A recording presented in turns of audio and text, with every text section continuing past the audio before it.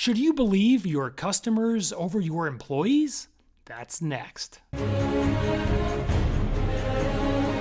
Welcome back to the Summit Castle channel. Derek Van Shake here. What happens if there's a disagreement between your employee and your customer, and you're in the middle as the stand-in judge? Whose side do you take? Your customers and your employees are two of the most important people in your business. Do you blindly take your customer's side because, as the saying goes, the customer's always right? Or do you take your employee's side because you work with him daily and you've grown to trust him? As you can imagine, this is not a simple answer of always take the customer's side or always take your employee's side. However, there's a few easy steps to follow which will help you handle this dispute in your business. Step 1, seek to understand each side of the disagreement. Seeking first to understand is good practice in general, and of course, it's critical here too. Talk to each side separately without the other to hear exactly how they see it. Don't take sides, assume, accuse, or sneak your employee in to listen to the call with your customer. Honestly listen to each side's full story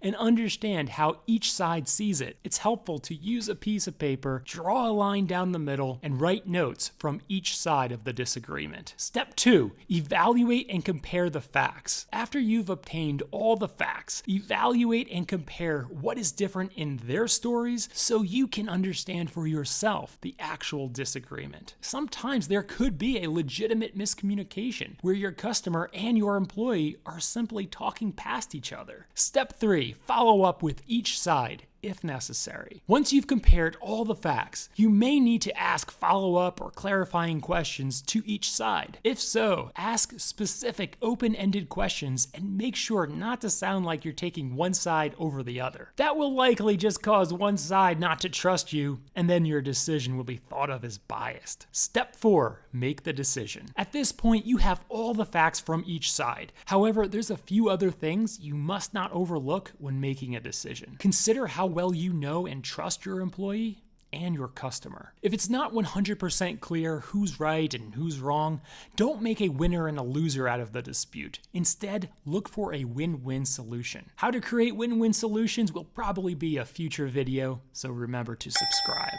Step number 5, present the decision to both sides separately. When you hand down your decision, do this in 2 separate meetings. You always want to acknowledge what they've told you while not specifically agreeing with them. This will allow both sides to feel at ease that you've accurately heard and understood their side. Then give your decision and briefly explain how you came to that decision without appearing like you're looking for their validation. Hopefully, it will be more of a win-win decision, but whatever you decide, do not back down if they disagree with your decision. If you back down or change your decision upon their protest, you'll lose their respect. So make sure you're very confident in your decision before you present the decision to either side. Step number 6, learn from what happened. Learn why it happened and what can be done for it not to happen again. When you're handing down the decision, also explain what will be done to prevent such dispute from happening again. However, if it's not clear on what could have been done to have prevented it, it's acceptable to ask for ideas on improvements. Both sides will welcome providing their input and will know you're taking what happened seriously. If you have this type of improvement discussion, it's encouraged to follow up with both sides to explain the logical changes that have been made in the process. Your employee and your customer will be satisfied that you not only listen, but you also take the customer experience and your employee experience very seriously. If you blindly take your customer's side, your employees will not respect you and therefore may not want to work for you. On the other hand, if you blindly take your employee's side, word will spread that you don't respect your customers, obviously causing you to lose business. Listening calmly, coming across as fair, finding win-win solutions, and preventing similar disputes from happening in the future is your best approach. By doing this, you'll be keeping your 2 most important people happy in business: your customers and your employees. Remember to hit that subscribe button so new, insightful videos on success in business come right to you. And we'll see you at the top.